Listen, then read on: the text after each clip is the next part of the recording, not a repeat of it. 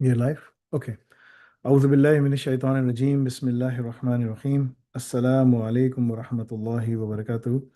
So today the date is July 9th, 2025. The time is 10:51 a.m. Eastern Standard Time. We have Muhammad Abdullah, uh, who is a level 4 student, correct? Abdullah, can you shake? Yes, Okay. All right. So this is a level 4 exam, EduQual level 4. The topic is serverless architectures and GitOps for event-driven cloud deployments on AWS, Azure, and GCP. Okay. The topic covers serverless architecture, which is the Kubernetes combined with GitOps for event-driven automated cloud deployments. It also talks about OpenFaaS for serverless functions and Flux for GitOps-based deployments. Okay.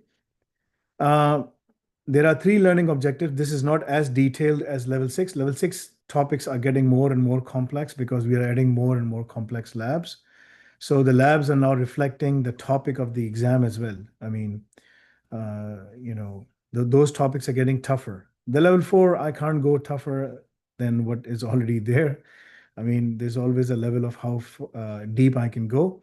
The key learning objectives are building a serverless architecture using OpenFaaS, automated serverless deployment using Flux, and use Pulumi and Terraform to provision serverless resources on multiple cloud platforms. Okay.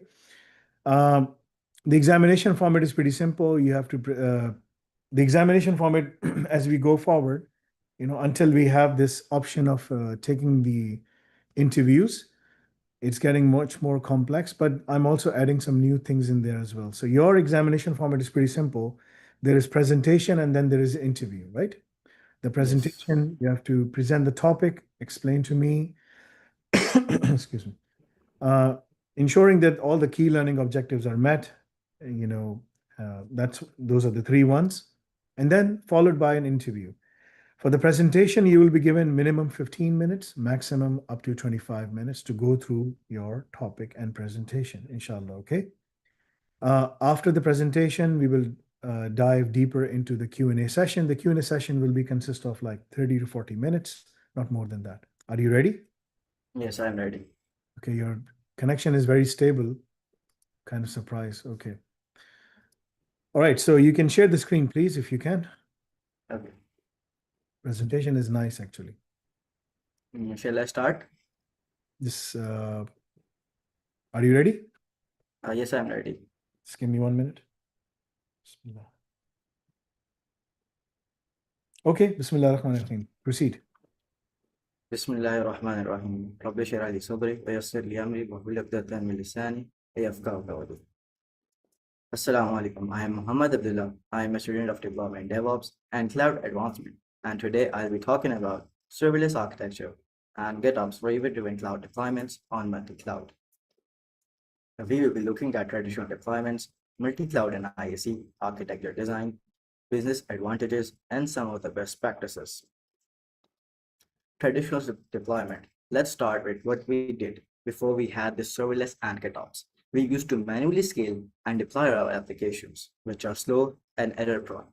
The applications were tightly coupled, built on monolithic approach, which is dumping all the code into a single repository.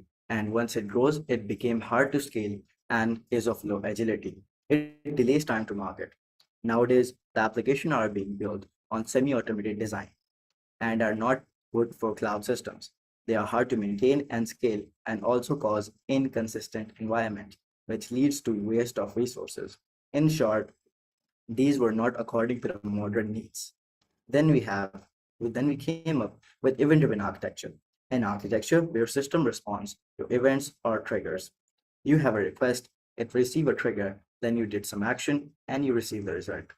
A simple example would be like a file uploaded on your cloud system. It is a request, it will trigger it, and then like we have a task to send an email to the owner of that file, and it does the action and you receive the email. And if I had to explain in 2 words, it would be an event-driven architecture where something happens and your system reacts to it. The benefits of using event-driven architecture is that the application becomes loosely coupled. It has faster processing speed and provides scalability. It also helps us with microservices. Then you have serverless. Serverless core is function as a service, often known as FaaS. FaaS is just a program that runs. It has no infrastructure management. The cloud provider will manage your infrastructure. It has no particular state of its own. It requires an external state like a database service, and it has auto scaling. The best part is it has pay-per-use model, which is that you only pay for the function or the request that you use. And it works perfectly with event-driven architecture.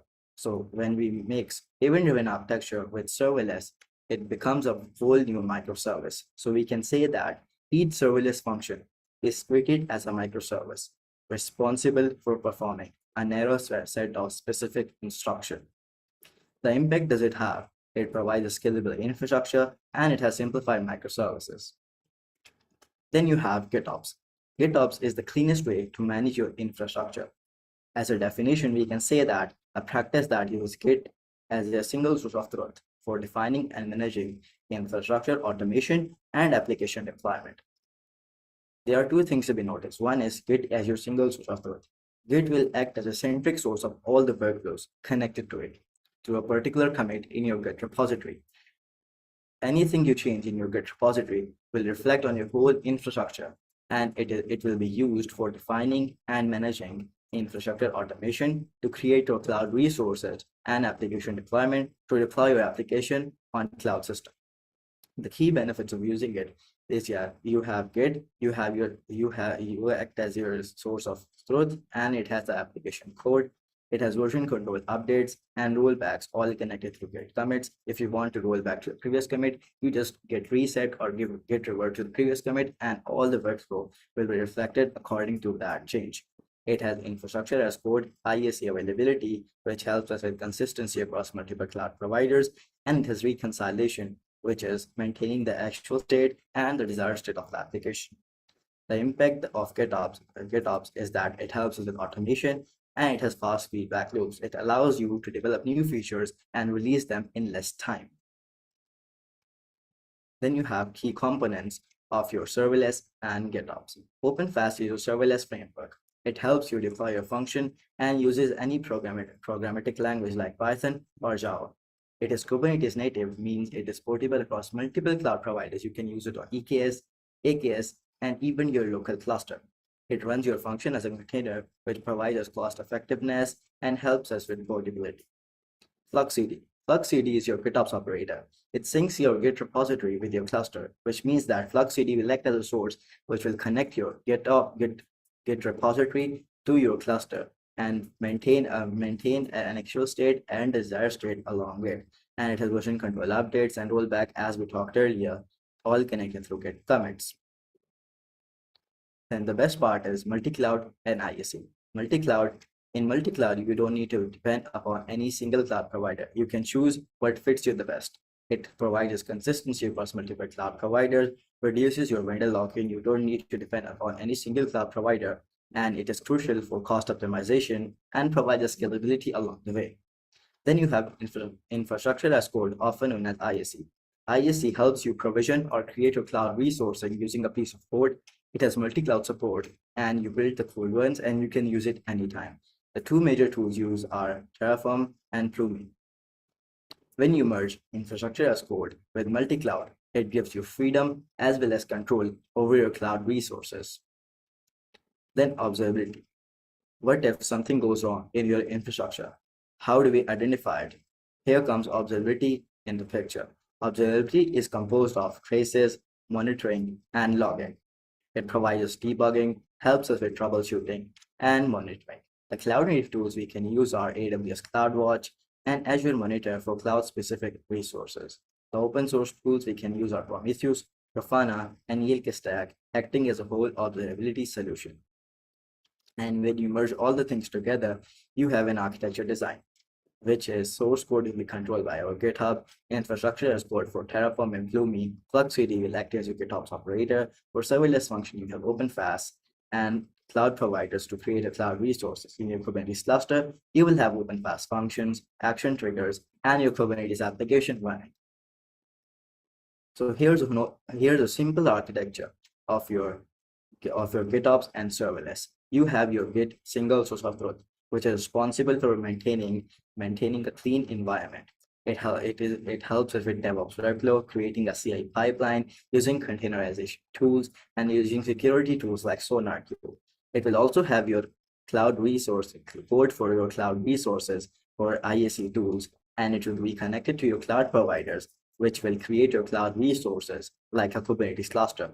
Then you will have your Flux. Flux will also connect to your Kubernetes clusters as well as your source code. Once it is connected, it will check on your Kubernetes in your source Git repository that if there are Helm charts or Kubernetes manifest roaming around, it will then use them to deploy your application. And it has the ability to reconcile, and it will throw requests to both of your clusters, to your Kubernetes cluster as well as your Git repository to check if it has the actual state, if it maintains the actual state of it, and your Kubernetes application is deployed using Flux CD. You will have your deployments, ingresses, and services along with a database. Then you have OpenFast. OpenFast will be connected to your Git repository, which will have your serverless functions, like a program along with a OpenFast template and a Docker file to create your containers. To create your containers, it will be running in your Kubernetes cluster. You will have some action triggers, some containers, and your functions. And then you can monitor it. If you want to monitor the whole Kubernetes cluster, you can have observability tools like Prometheus and Grafana. Also, you can use ELK Stack, which is a whole observability solution. The main things to be noticed are that source code is your single source of truth. If something changed in your Git repository, everything will be reflected according to it, and it will change the whole infrastructure. Now let's talk about business advantages. Why do businesses love this setup? It has faster development, means it has quick dev cycles, and you can release new features in no time. It reduces your operational cost using serverless. It provides a scalability, and it has updates and rollbacks, all can through Git commits. It has portable infrastructure along with multi-cloud support, which helps us with cost optimization and flexibility. Then challenges. As we know, everything is not perfect. You may face some challenges while building this whole infrastructure. It has a steep learning curve and complex architecture. You need to learn multiple tools before fitting them together and make this architecture work. And making this architecture work is a whole new task because of its complexity. You may face cold start latency, which is faced by a function. The time it takes to create a server in your backend and run your function on is called cold starts. And you may stuck with cloud-specific services, and it has a risk of vendor lock-in. The architecture maintenance is also a new task because you need to keep a track of all the cost and maintain all the scripts. But these challenges can be tackled by good planning and using the best practices. Talking about the best practices, you have Git revolving workflow. Your workflow should be revolving around Git. It should be a Git-centric workflow. You should have automated deployments and workflows. As we talked earlier, in traditional deployments that we used to manually scale and deploy our application. But with serverless and GitOps, you can now automate your deployments and the workflows. You need to test the infrastructure before pushing it into a production or a testing environment. And when working with serverless and GitOps, observability integration is crucial. And that's how you go from traditional deployments to Git-powered multi-cloud system. That's all for serverless architecture and GitOps for event-driven cloud deployments on multi-cloud. Thank you. Okay. Let me write down the score.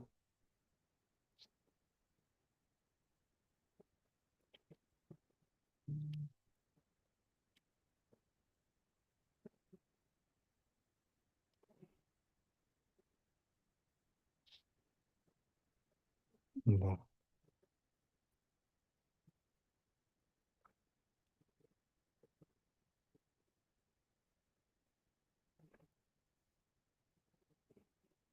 Okay. Bismillah ar-Rahman ar-Rahim. So you can stop the screen. Already did. So what are the core advantages of serverless architecture over traditional deployment models as presented? The core advantage of using serverless or traditional deployments is that the pay-per-use model that serverless has, you only pay for the requests that you use. And the other advantage is that it works seamlessly with microservices. You have the ability to work with microservices easily, and then you have auto scaling, which is which and auto scaling, and your function as a service runs as a container, which helps you with portability. Good. So explain to me, uh, you mentioned vendor lock-in. What does vendor lock-in really means? Vendor lock-in means that you stuck with specific cloud services. With that, you have stuck with specific cloud services, and if you want to reduce your vendor lock-in, you need to depend upon multiple cloud providers and share your workloads with different cloud services. So which one is better in your view? Is it like vendor lock-in is better, or is it, uh, you know, like working with multiple cloud providers? What do you It recommend? depend it depends upon the use case. If you are using AWS and you have less cost, then you can use that because you are saving your money. And same with Azure. If it depends upon your cost, it depends upon the usages. Yes. So you're saying like it depends on the business requirements, actually, right? Yes, yes, according to your need. According to your need. Like, so what happens if it's a big company and they're only using AWS? Would that be like a risky move to just have all of your, like just using one provider for all of your cloud needs? I mean, if you are Well, in that it's scenario, what would you recommend? Okay, well, it's a 50-50. AWS have its own disaster recovery system. You can use that to make your cloud system work very well. And if you want to distribute your workloads and you need to reduce your vendor lock-in, do not depend upon a single cloud provider, then you can use multiple cloud providers. If you want to depend upon like AWS, then you can use it because it has its own different centers, and it can maintain your backups and everything. So what do you recommend when it comes to, auto scaling? I mean, is it a good idea to have an auto scaling for a critical business application, or what should we do? Yep, when talking about critical application, you need to have auto scaling. It helps you with managing your workloads and giving you extra space, giving you resources to work on your system. Hmm. Have you started doing the Kubernetes labs? Yes, few of them. I have done like module one of Al Lab Part 2. No, part two, you did that? Module, Yes, module one.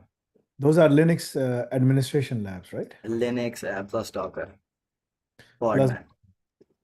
okay, let me see. Because I can see all the labs here. Al labs part one, and then this part two. Part one, part two are both different, right? Yes, in part one, I only received the Linux ones, and in part two, I received the module one of them. The module one. There is also a module two, which Yes, I've covers, not received that. yeah, which essentially covers like all the Kubernetes, things, all the Kubernetes, right? It's a Yes, pretty detailed one. It covers all the Kubernetes. I really would like to know if you have started, like, because this is Al Razak, right? If I have to show you, this is Al Razak, right? Part two. yes, Part two is where like this is the whole skill. There are 23 skills domains. So we're giving you different skills domains, right? Everything is mentioned here. If you go and see Al Razak part one and part two labs, what are those, right? So you got skill five, which is open source, right? And these are they are covering 50 qualifications from and different and hundreds of products from Red Hat, right? This is yes, all in DevOps side, and then containerization, and then this is all QB astronaut. So if you want to become a QB astronaut, these are the labs you have to do, right? So if I KCNA, KCSA, CKA, CCAD, and CKS, right? So you need to do these things because the topic that I'm discussing with you covers all of these areas, right? yes. I will try to do that. You're 17, you should be able to go for the exam. Have you started planning going for the exam? No, I've not planned yet, but I have done some preparation of it. Which exam are you going for? I'm thinking about CKA. Okay, it's good, mashallah. Pass the CK, you can pass the CKA. That's the first one. And then you want to go for CKAD I don't think so. I would prefer CKS. and then CKS. Okay. And then go for the development at the very end. I will see. Okay, we will talk about that, inshallah. Okay, we'll talk about that. Okay, so define GitOps and explain its purpose in the modern CI/CD workflow. Okay. GitOps is a modern practice that we can use for centralizing our workflows and helping us with infrastructure automation and application deployment. It can help you with creating your cloud resources and keeping a track of all of them using version control systems. And when talking about in today's modern application, version control system can help you maintain and keep a track of all the code changes. And when using GitOps, you have the ability, if you change something in your Git repository, everything in your workload will be reflected according to it. Okay.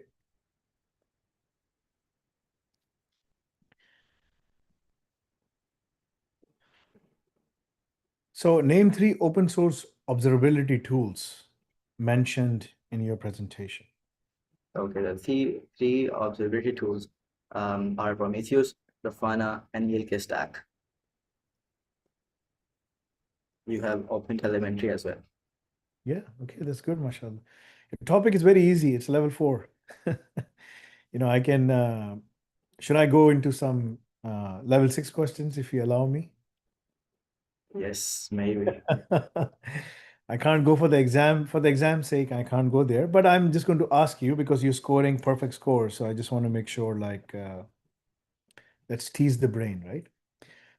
Okay, so explain to me, how would you create a cluster on a Kubernetes, right? Where it is able to manage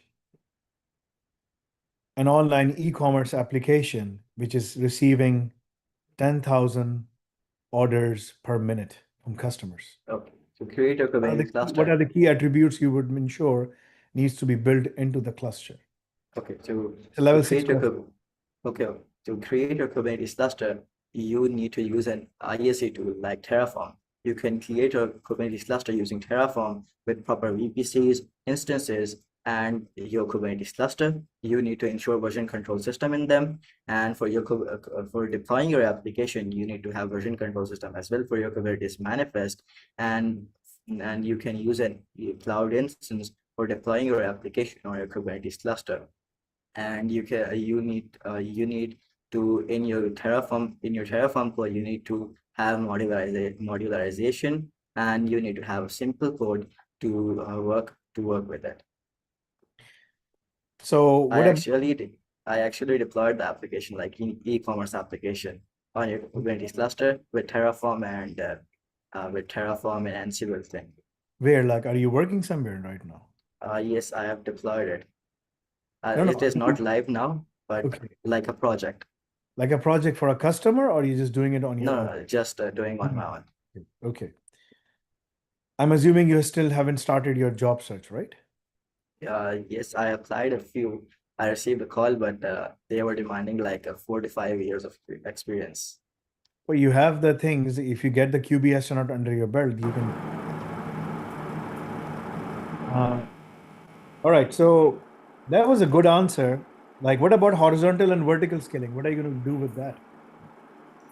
You can use horizontal and vertical scaling in your Kubernetes manifest. In your Kubernetes manifest, you can define your vertical pod scaling and horizontal pod scaling according to your CPU workloads and your memory usage. And you can also use Kubernetes cluster for giving it the ability to auto scale on its own using Fargate instances and EC2 instances. So from where are you going to, for the cluster, where are the compute resources are going to come from? For the cluster, the compute resources can be used from two places. One is EC2 instance, and the other is Fargate. You were able to answer level 6 question. I need to find out a way. So far, you're getting perfect scores, right? MashaAllah, that's good preparation. You know Musa Jamal? Yes. He's also, I think, your age right now. He's already working in the industry. At the age of 16, he was able to pass the CKAD and a couple of other exams as well, right? My suggestion to you would be go and get the QB astronaut and even the golden QB astronaut done as well. This is Okay, very important I'll for you. try. Okay, inshallah. Sure. Okay, so if you have to construct a GitOps powered multi-cloud architecture using OpenFaaS, which is your topic, and Flux CD and infrastructure as a code, where each component is fault tolerant, no matter what happens, the components are fault tolerant. Explain how vendor lock-in is mitigated in that scenario. I didn't get your last point. So you have to construct a GitOps powered Okay. multi-cloud architecture, right? Using OpenFaaS and Flux, CD and IAC templates, infrastructure as a code templates, where each component is fault tolerant. VPC is fault tolerant, storage is fault tolerant. The web servers are fault tolerance. Fault tolerance means like no matter what happens, the systems are working. We have this issue where we were using S3 buckets, for example. We were using S3 bucket links for our videos, right? And some people, like, they were having video problems. So, like, they were trying to run the videos at a higher speed, so the videos were buffering. So we have to make the videos fault tolerant by putting in content delivery network, CDN, from AWS. Yes. Okay. When we started using CDN, we identified that some of the things were missed, some of the videos were missed. Right? This is real scenarios I'm telling you because I go through all of these topics every day with my team. Right? So how would you detect? You know, explain to me how would you detect like a vendor lock-in to mitigate that thing so that fault tolerance is built in, and how would you detect any issues which are related to user experience? That they are Okay. not able to watch the videos and we have to use the CDN. What do we have to do? To identify the issues, you can use observability solution to identify the issue. What are you facing? And for fault tolerance, the way I see is that using your infrastructure as code, you can divide it into multiple staging, like production, testing, staging, and you can test it multiple times before pushing into the live environment. And that's how you can ensure fault tolerance. Okay, that's good, mashallah. So how would cold start latency? How would cold start latency um, in serverless functions be identified, diagnosed, and mitigated Okay. using the Uh, observability they, tools like Grafana and Prometheus and all these? they can be identified when you work with serverless function, and your first request takes some time to process, and your second request processed processed process rapidly. So you can identify using like Prometheus. You can use it identified by using your serverless function and even using your observability solutions, and then you can tackle it by using warm-up techniques to keep running as a small microservice or a small serverless function to keep your server warming up, and then when you run your actual request, it processes rapidly according to its own speed. Mashallah, good. Very, very good. Um, Excellent, mashallah. Okay. Um, if you have to design an emergency failover mechanism,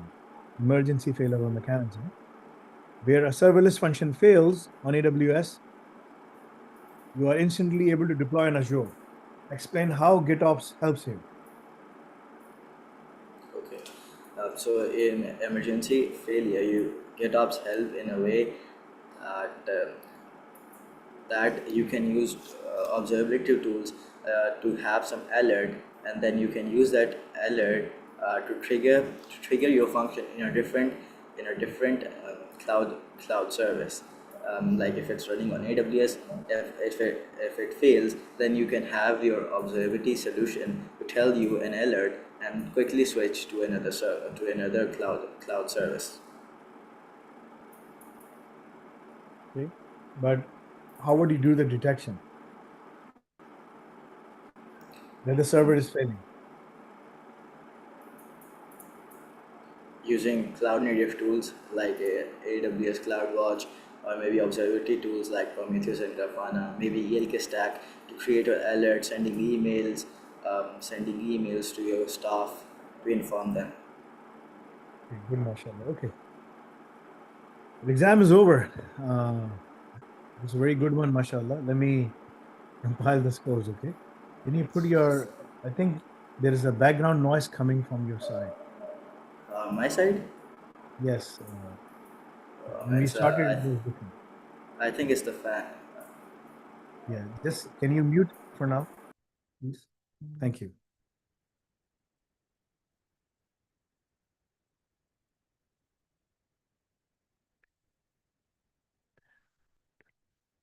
Mashallah.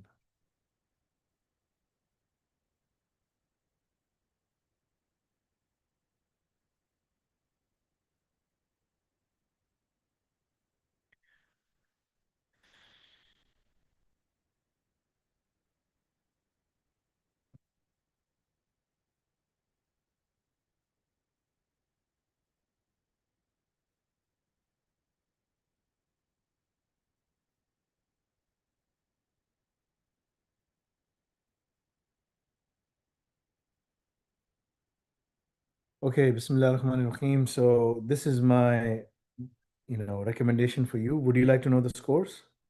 Yes, I would like to.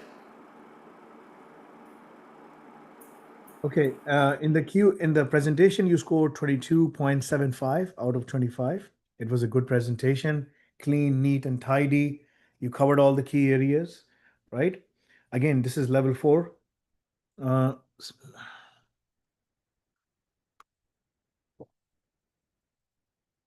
in the Q&A, you scored 23.5 out of 25. I even threw level 6 questions at you, right? 3 of them, and you were able to handle them. So, and you scored perfect marks on that. What this means is in the Q&A, you scored 94%. So the combined total is coming to 92%. MashaAllah. Okay. You are Right. coming at the top level distinction, uh, merit and distinction both, right? So you're going at the top, mashallah. Very, very good scores. So this is my recommendation for you, what you have to do next, okay? Because this is Okay. very important for you to understand, because this will give you an idea of what you need to do, okay? So when you Okay. go on the portal, there is Al-Razak part 1 and then there is Al-Razak part 2, right?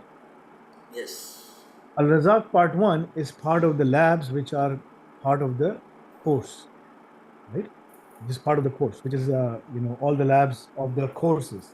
Al-Razak part 2 is where we make you go through all the labs of the job description.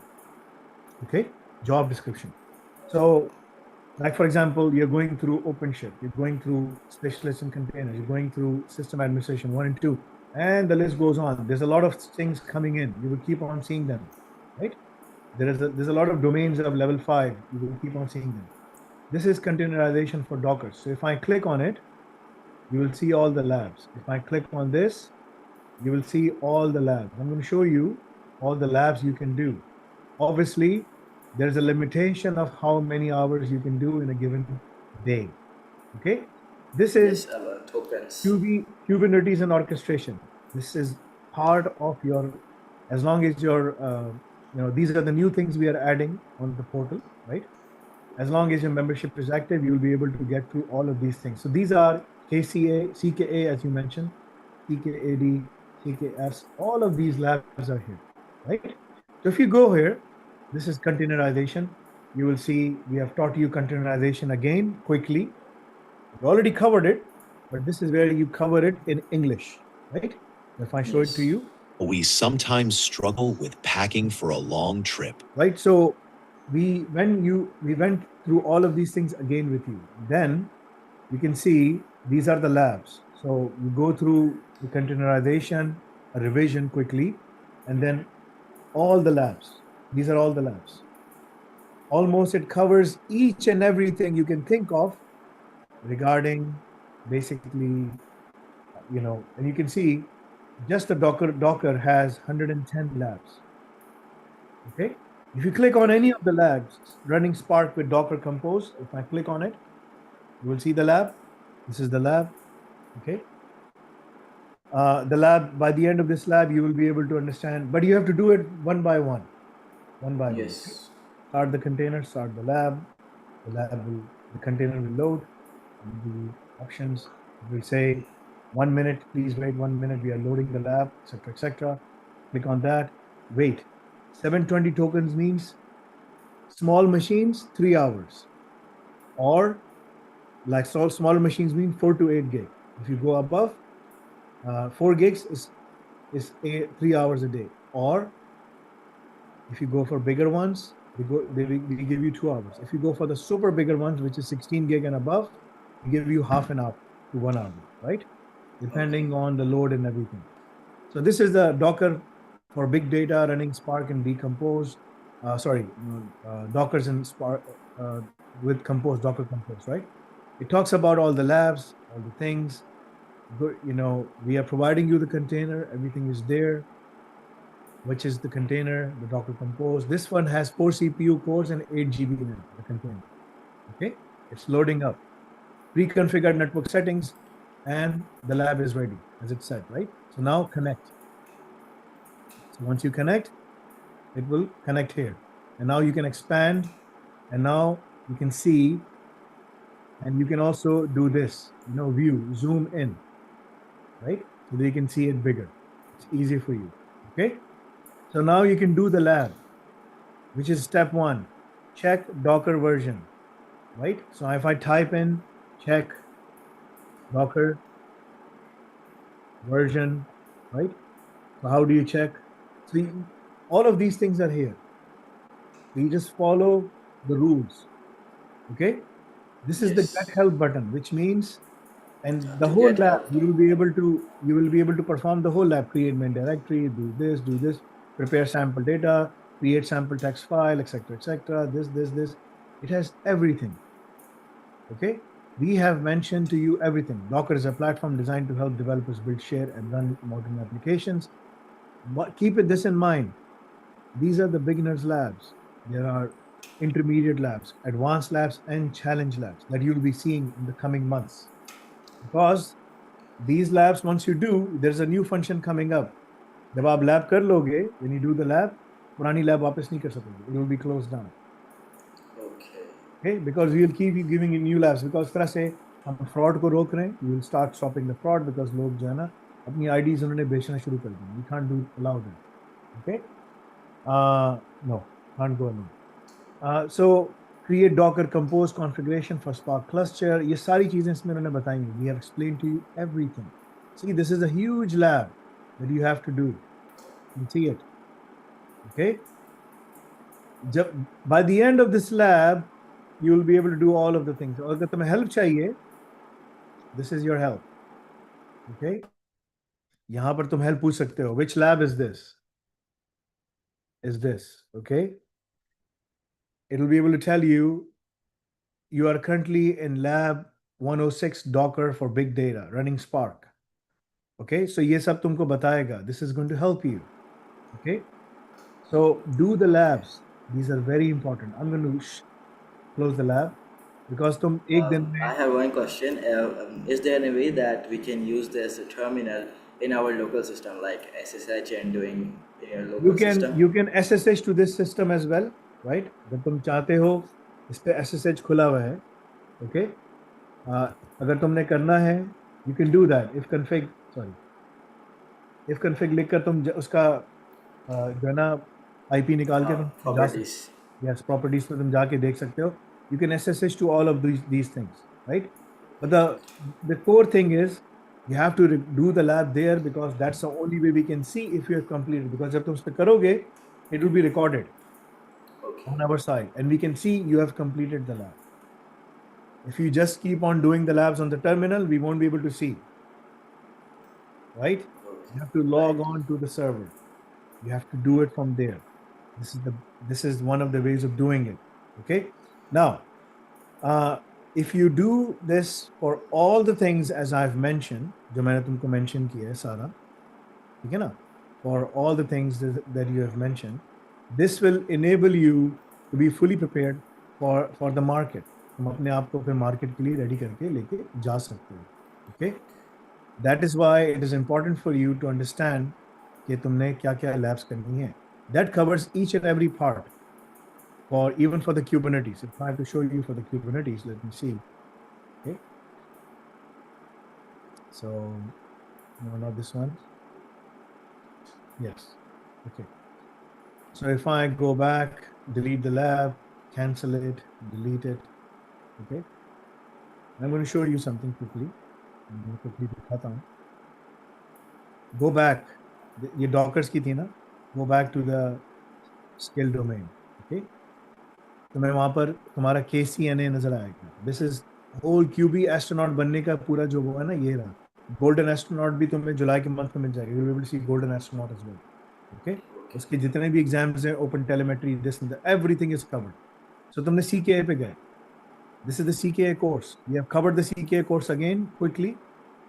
Okay. In 19 minutes. I have given you the notes. हमारे पास notes भी हैं. Okay. And have given you the presentation, to my presentation be it, then you jump in directly into what? Into the labs. Okay, so the labs then start. And then you jump in and start doing the labs. Advanced deployment strategies kya hai, kis tarah se hai, all of these things. All of these things, okay? Because this will prepare you completely for all the things you want to do. तुम इसके लिए full preparation करके जा सकते हो.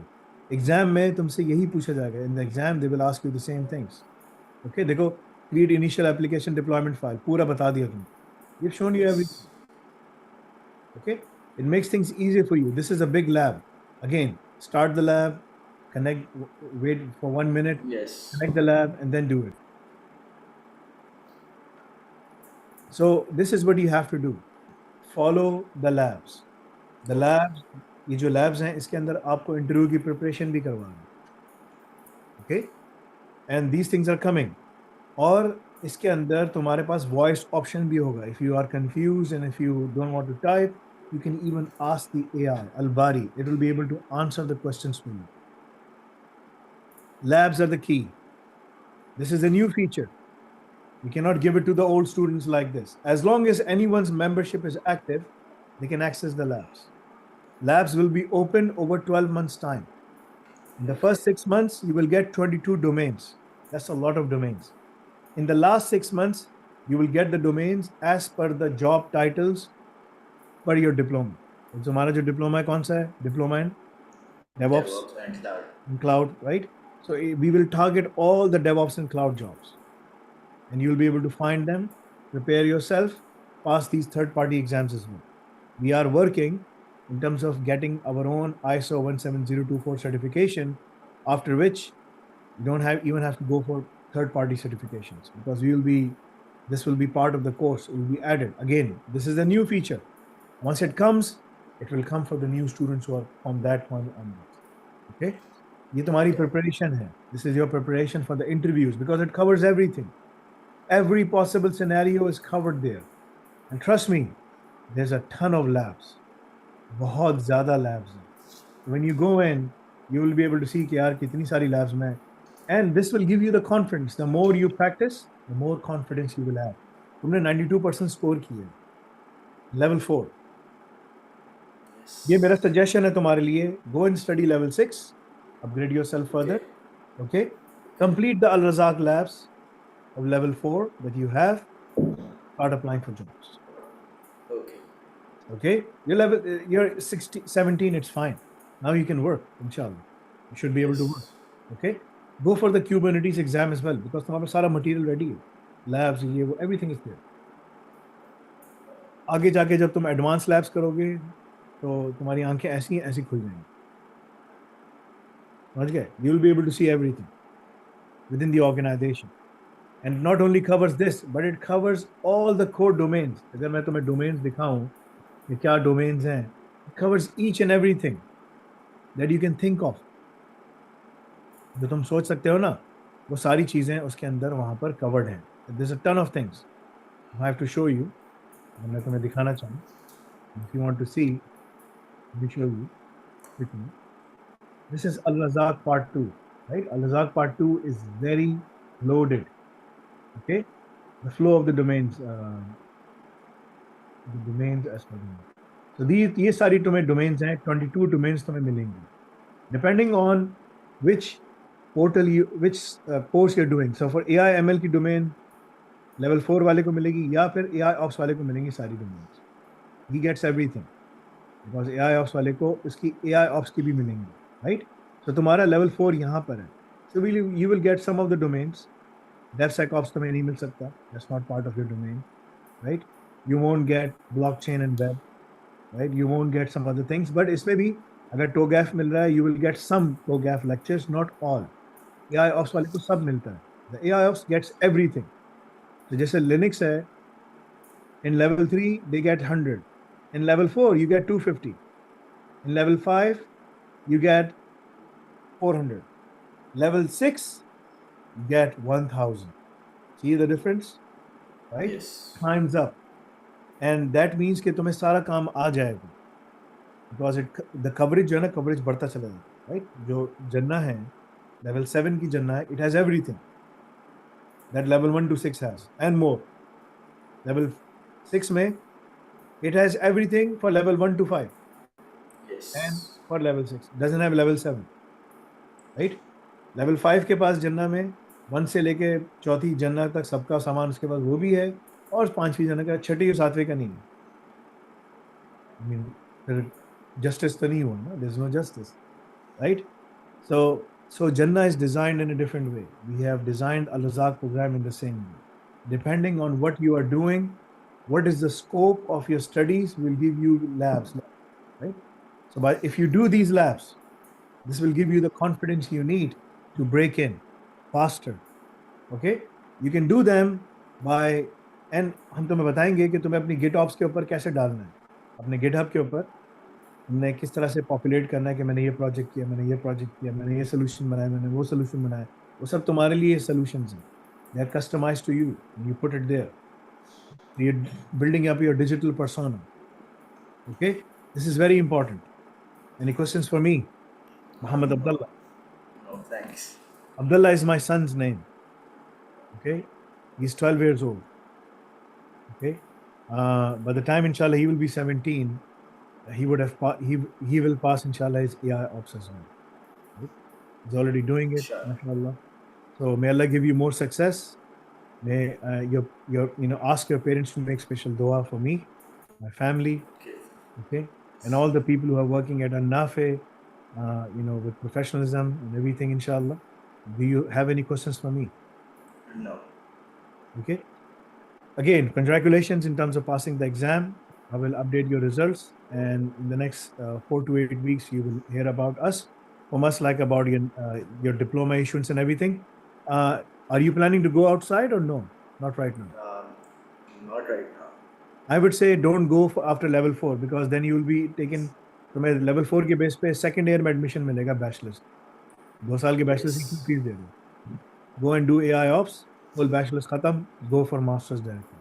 It's much better. Okay. Inshallah. So جزاك الله خير. سبحانك اللهم بحمدك أشهد أن لا إله إلا أنت أستغفرك وأتوب إليك.